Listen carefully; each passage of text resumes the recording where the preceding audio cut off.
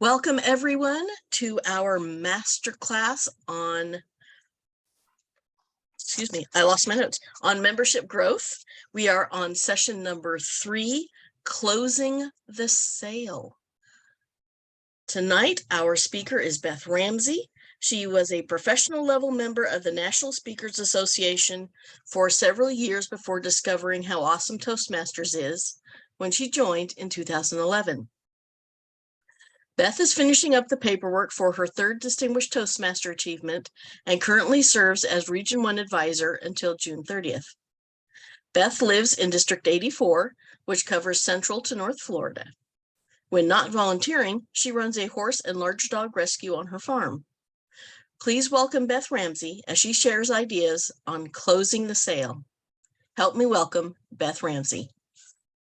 Thank you, Miss Karen, and thank you for the returning audience. I don't know what you did to deserve this, whether it's good or bad. I'm not sure, what we will see. Hopefully it will be good, and I look forward to a lot of interaction, just like we've had the last couple of nights. All right, I love this topic, how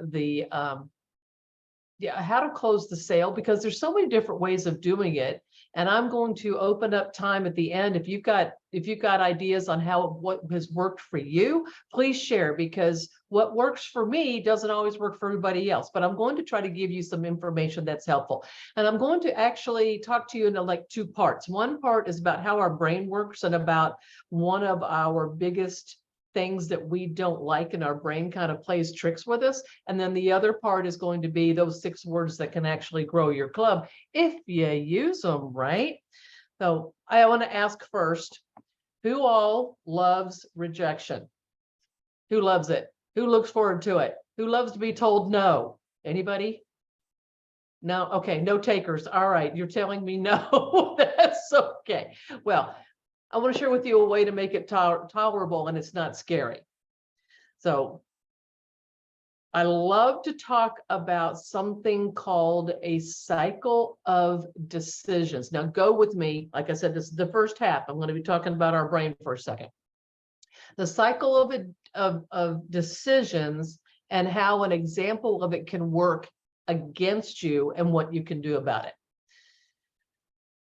Let's see. I'll start by talking about processes of the unknown and past experiences. Our brains don't like the unknown. We like certainty. We like to know that when we wake up, the sun is up in the east, and that we know that the car is going to start. We're going to run into somebody at work that we don't like, because that's what happens every single day, right? So that's the thing that we like that's known. The thing we don't like is when we're not sure what's going to happen. We're not sure how somebody's going to react to something. We don't like that. And we base what we think is going to happen in a given set of circumstances based on what we have experienced in the past. Our brain takes past experiences, files it away like in little drawers, and then when we come across another time where there's something similar about that, our brain goes back into the drawers and pulls out, oh yeah, this person yelled at you the last time you said something like that, or you got turned down the last time you asked somebody for a favor. You know, it's that kind of thing. So we make 1,000 decisions a day. They're conscious and they're unconscious.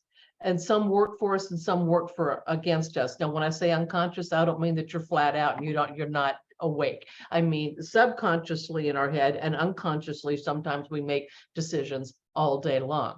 And sometimes limiting beliefs can come very early on from experiences we had when we were little. And this is just something, it's not a marshmallow fluffy kind of stuff. This is for real. This is brain science. This has been documented well, that when we experience things that our brain has recorded from the past, then what we do is we attribute a meaning to it.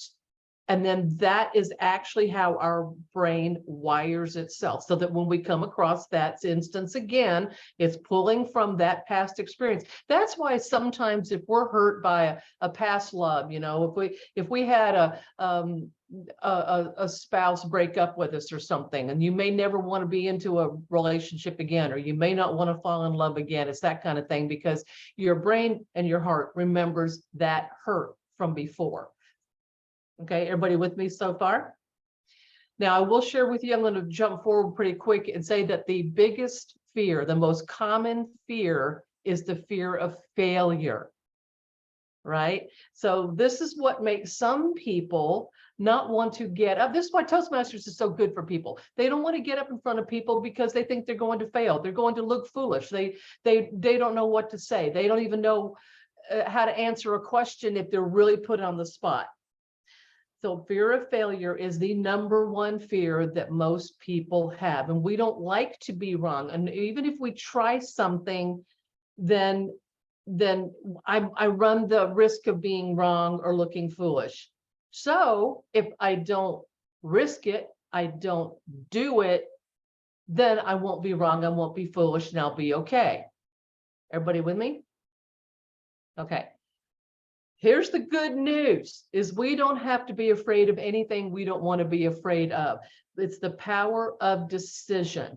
And there's a cycle in the power of decision. We have a belief. I want you to think of like a circle. We have a belief. The belief turns into thoughts. Those thoughts turn into feelings. The feelings then turn into actions. And those actions give us a result that usually reinforces that belief, whether that belief is a true one or not. And I'm going to give you an example. Let's say that your mom, when she was a little girl, got severely bitten by a dog, and maybe she had to have some stitches or something happen, and she was a little girl and that happened, and it was traumatic. So she would have a healthy fear of dogs.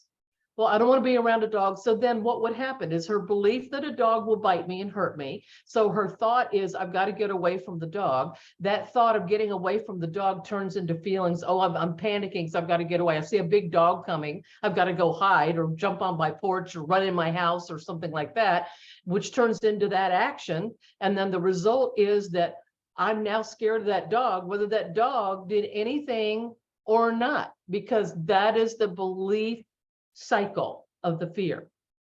Everybody with me? Okay. All right. So here's the good news. We have the power to change the belief and make a different decision anytime we want to. Change like that. It can be like that, but we have to make the decision, and it helps to understand why we're having these repetitive fears. Okay. I do have a talk called The 4 Blessings of Failure, but I'm only going to share one. Blessing number 1 with you, and this hooks into the fear. That what a fear of a certain situation is, number 1, is the blessing of learning. If we do something we're reluctant to do or afraid to do, we always learn from it. Whether it went the way we expected it to or it didn't, we always learn something. So that is such a blessing if we look at it. So here's the thing. If we do something and we think we fail, oh, I'm such a failure, I didn't get that job, I didn't, what have you, that's just simply a result of the fact that you needed to learn how to maybe interview better. So it's not a failure. It's a learning opportunity if we switch the way we think about something. Maybe it's a new skill we needed to develop. Maybe it's something that we needed to strengthen in our character in order for us to accomplish whatever the goal is or a long-term vision that we have. And especially if you've ever done this, I've done this, I'm sure you've done this. Well, I'll never do that again. Right? We've all done that. Well, I'm never going to do that again. But, think about that. Far too often we call that a failure, but it's not. It's a learning lesson. So that's something that you could look back and go, man, I screwed that up, but hey, it took me somewhere better. Oh, I failed at that, but you know what? Here's what I learned, and I conquered the next time. That's what that is. And so you can look back and see all the times that you might have failed or made a bad decision. The thing to ask is this: what am I learning here? What am I learning? That's the question. Okay, that's the first section. That's setting up. Now, here's an audience participation. I would love to see, just show of hands, how many of you have gone to a meeting somewhere, whether it was a volunteer organization, or maybe you wanted to try a new church fellowship, or just something where you went by yourself, you didn't know anybody, and you were kind of checking them out. Toastmasters meeting, when the first time you ever went to a Toastmasters meeting, that kind of thing. How many have done that? I mean, obviously, at some point, you've walked into somewhere that you've never been there before. And you may have enjoyed it. And you may have thought, hey, this is kind of cool. And you might have met a couple people. Well, at the end of the night, or at the end of the meeting, did you get invited to join? Right then and there. Karen says no. I can tell you I didn't. Anybody else? No. Deborah's saying no. Okay. How does that make you feel? And unmute yourself. How did that make you feel? I mean, you got in your car, you got pretty, you got in your car, you drove to where the meeting was, you walked in, you participated, and nobody asked you to join. I would feel unloved, Beth. Unloved, Fred. That's we can't not love Fred. Okay. What else? Who else? Not worthy. Not worthy. Karen? I felt like I wasn't even noticed or seen that I was there. Right. Okay. So these are not things that I would assume we would want guests and Toastmasters to feel. Yet I have to share with you, there are many times where people do not talk to a guest. We do the typical, so Karen, what did you think about our meeting tonight? Okay, that's great, but that's not saying, Karen, you look like a wonderful, dynamic young lady. We'd love to have you join us. I mean, that's different, right? So the point I want to make is, let's make sure that somebody is connecting with our guests, and the inviting people to join is key. And I do have a long-term Toastmaster in my district who I vehemently disagree with, because her thing, and I don't know where she got this, is that a guest must come to the club not once, not twice, but 3 times before they invite them to join. I'm blinking. Because I'll tell you, if it were me, I'm not coming back a flipping second time. And I'm pretty cool. You missed me, so somebody else is going to snatch me up, right? So here's the thing, is when we're in the situation, hopefully you've had a great, this week we've talked about membership campaigns. Last night we talked about the components of a successful and hopefully energetic open house. And tonight, when someone has a wonderful time, and then hopefully there is an officer or a seasoned member who is really good at the end of mentioning the benefits of Toastmasters and why this is the club you need to be in. And those are the 6 words. Once you do that, we have all these wonderful benefits. This is the club you need to be in. And here's what we want. We'd love you to join us. That's 6 words that does it all. And so many people are afraid to do that. They're afraid they're going to be rejected. They're afraid they're going to be told no.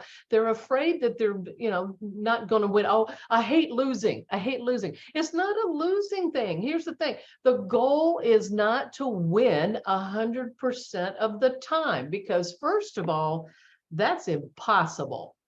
That you just forget it. I mean, that just can't happen. It's not going to happen. That's an irrational goal. You cannot win 100% of the time. The goal, here's the goal. Everybody write this down. The goal is to move someone to a decision. That's the goal. Move someone to a decision. Not that they have to say yes. Okay, move them to a decision. And here's the good news. And don't let your brain go into the fear of the unknown. There is no unknown here. You're only going to get 1 of 3 answers, unless I'm forgetting one. If I'm forgetting one, somebody shout it out for me. You're going to get a yes. If you get a yes, make sure that you tell them what they have to do next. Remember, we talked about that last night. Tell them what they have to do next. It's like a nice handoff. You know, if you think about a 4-way, what is it? A 4-way baton, you know, the race around the track and they have the baton. It's a handoff. Everything's got to be a good baton handoff. So you want to tell that person, here's what you do next. You need to see Julie, our membership vice president. Wave, Julie, because if you have like 30 people in your room, the guest doesn't know who the flip Julie is. Julie, hi. Yes, go see Julie and she'll get you all set up, right? Okay, so yes is one answer. A second answer is no. And what would be a good thing? What would be a good thing to say next if somebody says no? What's a good question? I want to know why. Yeah, I would do that. Of course, you can't do it in an accusatory tone, right? You know, it would be a, well, is there something that we missed in sharing with you? Or, you know, what, something nice, you know, we'd love to know if we failed some way. Did I not give all the benefits? I mean, there's some way to be able to answer that question.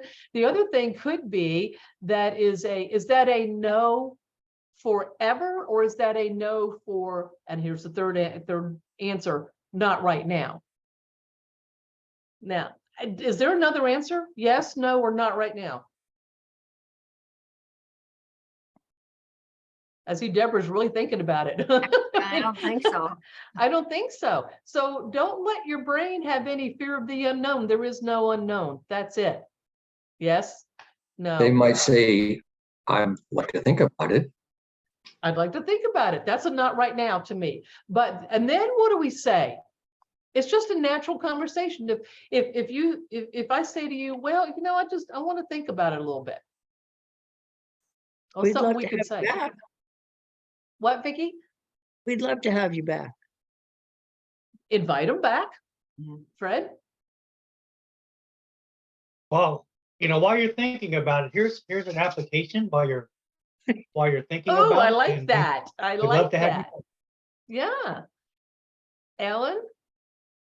You're muted. Unmute. Unmute.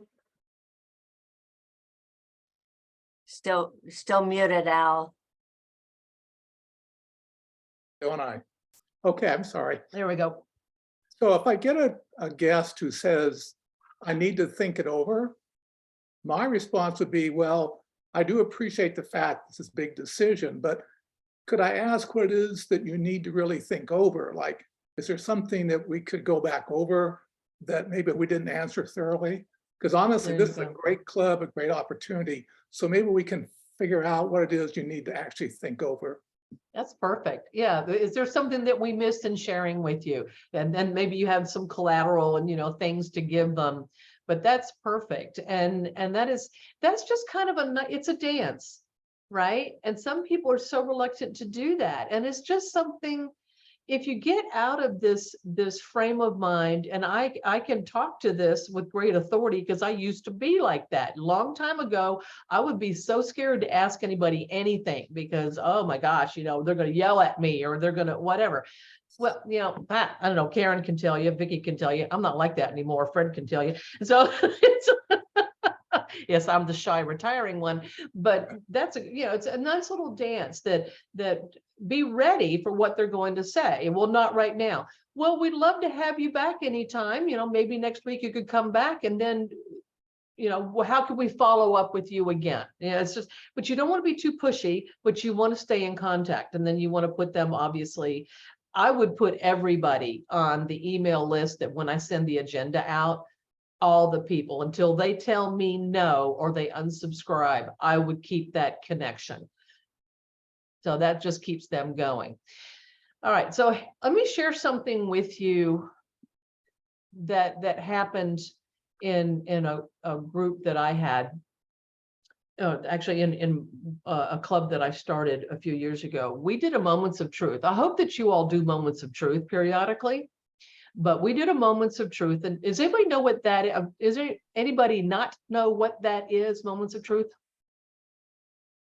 Okay, so, okay. It's a Moments of Truth is almost like an assessment, and it's something, it's a tool that clubs should actually use. In my district, we do it twice. We do it early in the year and we do it again almost towards the end, because we want to make sure, did we make a difference in what we identified in the first place? So if you've ever seen an area visit report, the area visit report has exactly the 6 sections of the Moments of Truth. So it's basically like a benefit. It's an analysis of what our strengths are, what our weaknesses are. It's that kind of thing. Where can we be better? And it gives the opportunity for the club members to grade. I think it's on a 1 to 5. And so all the club members can grade their own thoughts on how that club handles membership. Do we have branding? Do we have the banner up? Do we always have an agenda? Do we always welcome the guests? It's that kind. Yeah, it's like a SWOT analysis, very much like that. But it also mirrors the area director visit report. So if you've ever seen one of those, that's what that is. But we did this in my club, and we were really good in everything except one area, and almost across the board, which I thought was fascinating, we all graded ourselves very low on, and that was the onboarding new members. We found that what was happening is when somebody joined our club, they kind of fell into a chasm. And if you're new, think about the first time we joined up, we barely knew what the Toastmasters website was, right? I mean, so how were we supposed to know to go on the website and log in? And then we have this pathways thing, and what am I supposed to do? So we found that our newer members were languishing and then sometimes getting frustrated, but we might not know it. They would never say it, but they would disappear, right? So what we did is fix that chasm to where the membership VP, and she loved doing this because it gave her the opportunity to really get to know members, the new members, but she would take either one at a time or groups. She could do that she'd do 2 or 3 people or what have you, but she would sit with them, show them how to log on to the Toastmasters website, how to get into pathways, walk them through them taking the assessment and choosing a path. So she would do that. So that's like 2 things: into the Toastmaster website, all the way through the pathways assessment. Then she would go get them onto Free Toast Host. So that's the 3rd part, and get them signed up for their icebreaker. We rarely lost people at that point, because why? We got them engaged and included right off the bat. But if we hadn't done a Moments of Truth, we would never have noticed really as a group that this was happening. I know it sounds weird. Well, what do you mean you can't notice that? Well, we didn't, because we were just running around doing our own little things there. But one last thing, and then I'm going to shut up and let's have conversation. When we are talking about the benefits and wanting to do a little bit of a sales pitch, and especially like an open house or a demo meeting, or just for a couple moments if you have guests, then I think the words "so that" is an arrow in your quiver. And let me give an example. We have prepared speeches, Alan, so that you can learn to organize your thoughts into a specific time frame. Okay, evaluations, Dick, so that You can learn to provide productive feedback. And if you are now, or you want to be a supervisor or a manager at the office, then you already know how to provide valuable feedback to employees. So the so that is something that is, and it just, I think it's a good connector. I love the so that table topic, so that you're an expert in impromptu speaking, and you will never get caught again not knowing how to answer a question when the boss asks you something out of the blue in the hallway. I mean, just, connect things like that where people go, oh, okay. Timing. We learn timing so that you never run a meeting that strays off topic or accomplishes nothing and runs late. And that's usually, I love saying something like that, because I get this from people, because we've all sat in a meeting that wanders around and is ineffective, right? And that's one of the skills that we learn. Network, friendship, networking, friendships, fun, support, challenge, laughter, all those things are there. And I will share with you this, and then I'll shut up. My club had an open house, and this is the one I told you about. That was the Derby theme. I said this last night, the Derby theme. And the two ladies, the two members that we had speak, each brought, one I think brought 12 guests, and the other one brought, I think, 16. We had standing room only. We've never had 50 people at a meeting before. It's like, holy smokes, this is fantastic. And they had asked me to do the closing, and I did, and I was doing all the, you know how when you're really on, it feels so good. I was on that day. It was fabulous. And and I said all the right stuff, and I made them laugh with the right stuff and all that. And then I thought to myself, I'm going to try something I've never done before. And I would never try anything that I didn't subject my own club to first. So, so I tried this, I was given all these benefits. And then I said, it is, things we usually say, it's self-paced. No one is going to be taking attendance. They're not going to stand over you, but we will notice if you haven't progressed for a while. We will ask you. We will try to gently push you, because why in the world would we not support you in a way that gets you moving forward? Just so that they know that they're not being hawked on, but they're going to be gently pushed forward. And then this is the thing I never said before. I said, and you get all of that for all of $7.50 a month. And then I shut up. You should have seen the people in the room. There was a gasp. They were like, what? Oh, what? Because that's, if you build it up and you give all the benefits, they flip out. And my club didn't happen to have any dues, because we didn't have to pay for anything. So we had no dues. So $7.50 a month. We had 6 people join that day.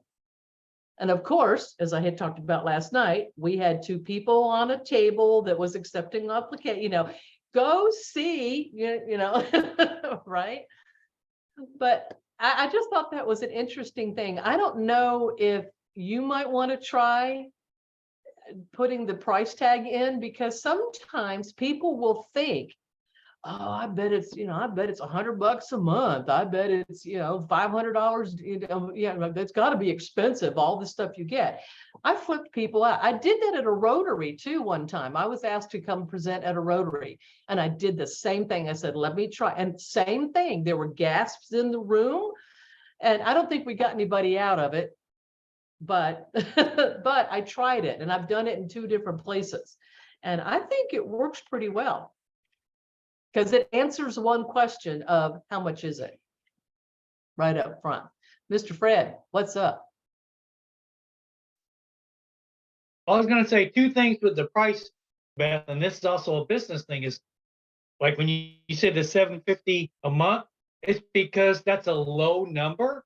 So people hear that low number and it sounds enticing. Or even if you say the $45 and everything you saw leading up to that, it's the value. So you need to make sure that they're also getting value when you throw the membership out there. Don't just throw the number.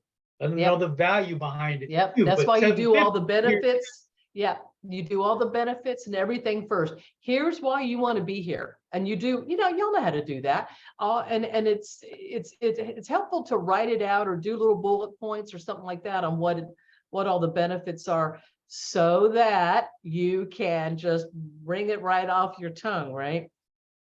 Okay, I am done with all my stuff. I'd love to hear what other people think. What are some things that you have done that seals the deal for guests? What works?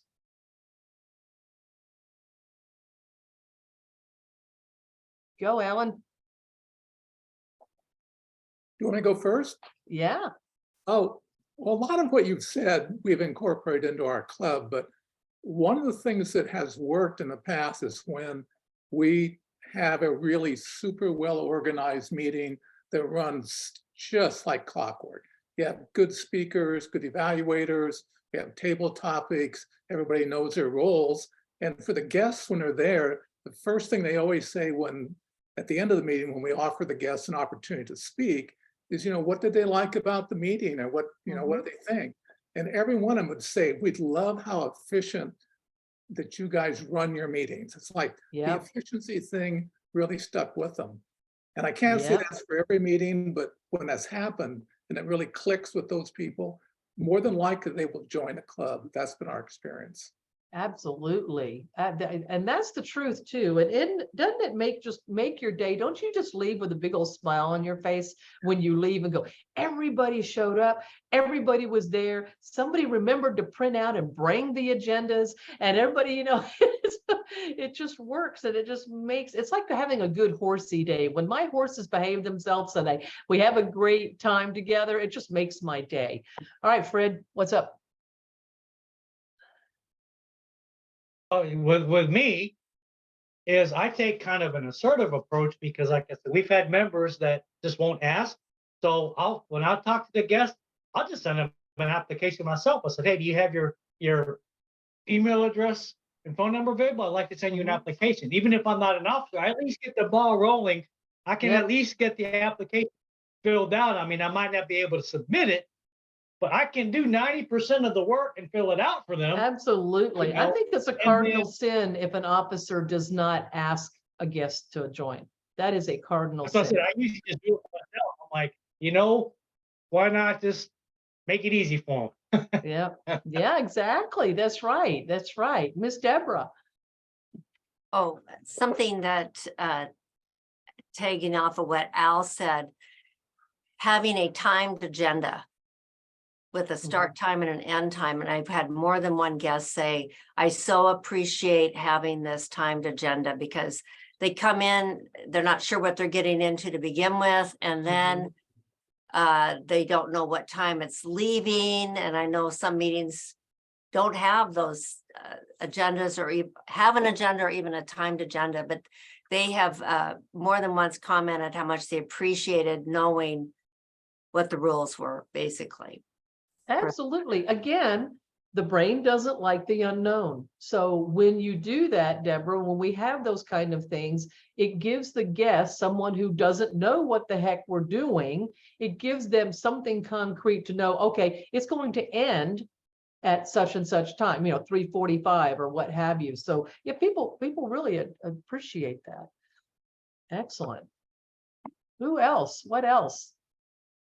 I know in our club, one of our guests recently said that they were impressed because every member of the club greeted them before we started the meeting. Oh, bingo. Kudos. Gold stars, gold stars. Silky, am I saying your name right, Silky? Yes, you do. Oh, good, good, good. Okay. Thank you. Yes. Yeah, I joined Talk of the Town Toastmasters last year, and I found the club very welcoming. During the meeting, they acknowledged me and asked for my feedback at the end. And I was very motivated because I wanted to join the Toastmaster. But there were two things that I think that would have helped me. First of all, a follow-up email for the next, maybe an invitation for the next meeting, because the emails only go out to members. if I had known, oh, this week now I'm getting these emails, I'm always looking forward to the next meeting. And if I had known, oh, this time we hear this speech and we do this and we talk about that, that would have been really good for me. And another thing that I noticed is I wanted to connect with other new members, because I think the biggest obstacle is being that new person in the room and everybody else already knows each other and maybe they're already a little bit accomplished in their path. I was drawn to the people that were new like me. So if I could, maybe someone could point them out, or maybe a new person could approach that guest and say, I just started as well. Do you have questions? Maybe be a little bit of an ambassador for that club. That was my experience. Those are two perfect. Thank you so much, because I'm actually, I want to write those down. Those of us who have been around a while, we don't think of it from a new person point of view. And it's interesting what you just said. I joined an organization a few years ago, but because of Toastmasters and leadership and things, I wasn't able to go to meetings, but I've just been able to start going to their meetings. So I'm relatively new, although I've been in the organization for 4 or 5 years. However, I agree with you. There was someone else who had just started going to this chapter as well. So we sat together and we were the newbies and, well, do you know what they're talking about? And I don't know. Okay, well, I'll learn with you. And so it is kind of a nice thing to have another person there. So that's an excellent thing. Also, we need to make sure we have guests in the room that we are not talking in acronyms. They don't know what a DTM is. They don't know what a level 2 visionary. They don't understand what this stuff is. And if you've ever been somewhere where all they're doing is talking in letters and code, you're not very included. So keep that in mind. It's hard. It's easy to forget. Good points. We have a habit in our club of greeting everyone every meeting. And I had a person come up to me at the end of the meeting, a new person come up and say, is that a secret handshake or something? Oh no, gracious. No, it's just a habit. Habit. There you go. All right. What else? Yes, ma'am. Yeah, I want to make another point. I kind of liked your idea to talk about the price, because it's true, in the beginning, I didn't know how much it would cost, and I expected it to cost more than it actually does. And you mentioned $7.50 a month. You could even break that down to per session, because if a club meets 4 times a month, so it's under $2. And where can you get an education for about an hour of under $2? That, I think, is something that's perfect. And I would say that every single time, because that is a selling point. And if we leave people to their own devices, they always overestimate, right? This is just going to be $1 million. I can't afford to be here. I'm not even going to bother, right? Because look at all these wonderful people. They want to be in. I want to be in the club too. All right. What else? I don't know. I think Dick needs to stop talking. He's just too much. Dick, what do you have to say? Anything to share?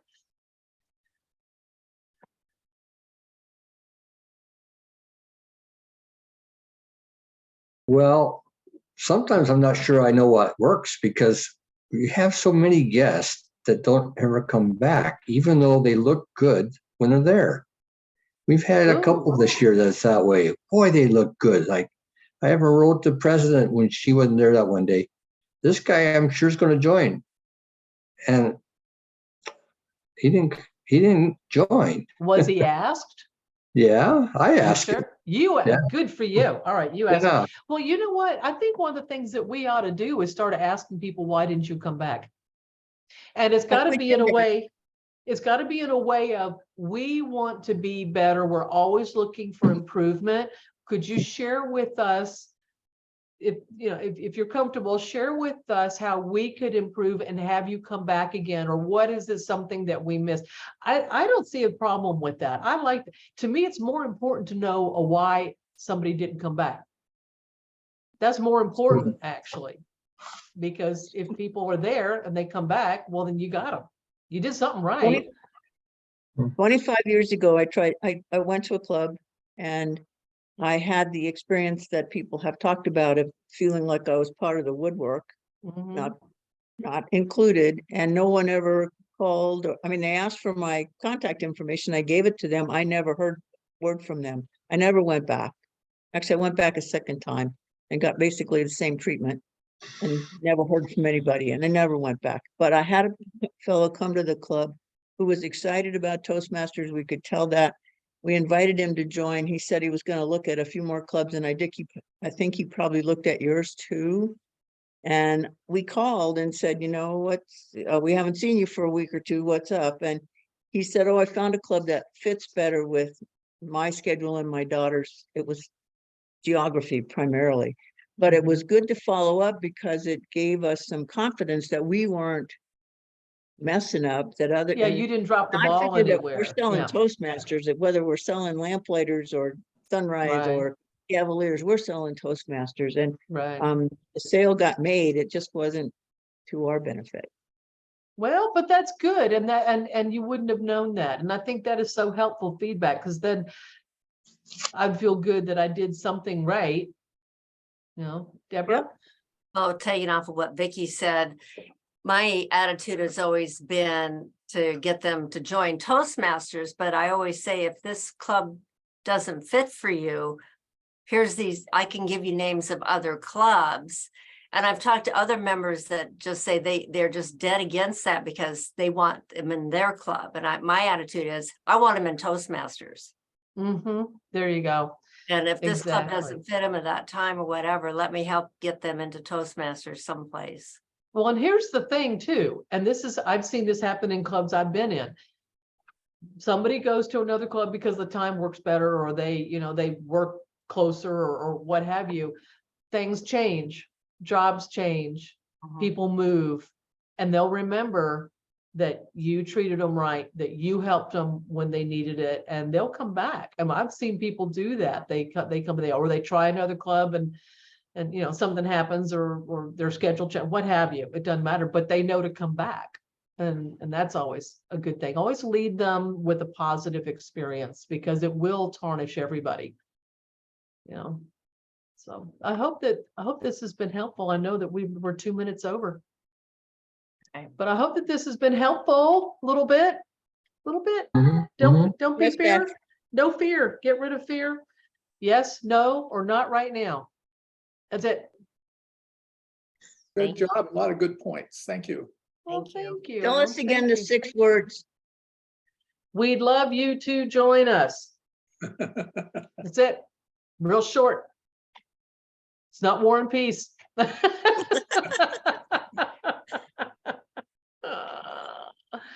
Oh, All excellent. right. Thank you, Beth, and Well, you thank are you welcome. everyone for joining us tonight. I'm going to stop the recording.